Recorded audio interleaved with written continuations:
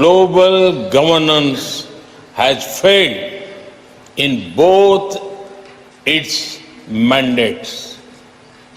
We must also admit that the tragic consequences of this failure are being faced most of all by the developing countries.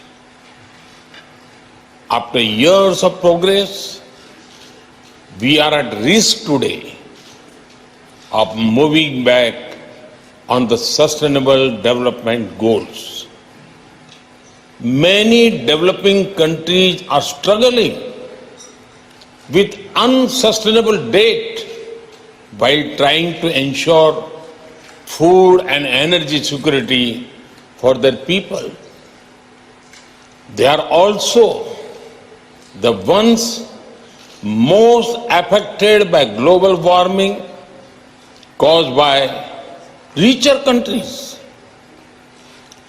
This is why India's G20 presidency has tried to give a voice to the global south. No group can claim global leadership without listening to those most affected by its decisions. Excellencies, you are meeting at a time of deep global divisions.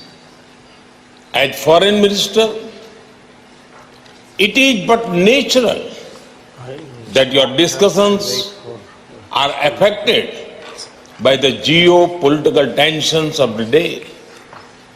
We all have our positions and our perspectives on how this tension should be resolved. However, at the leading economies of the world, we also have a responsibility toward those who are not in this room. The world looks upon the G20 to ease the challenges of growth, development, economic resilience, disaster resilience, financial stability, transnational crime, corruption, terrorism, and food and energy security. In all these areas, the G20 has capacity to build consensus and deliver concrete results.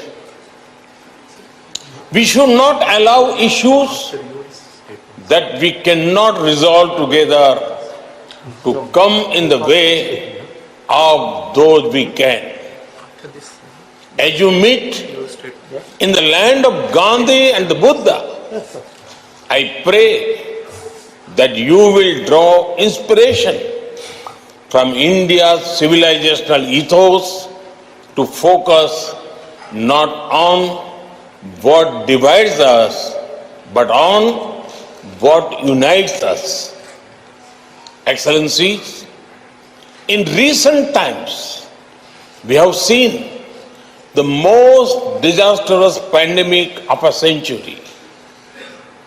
We have witnessed thousands of lives lost in natural disasters.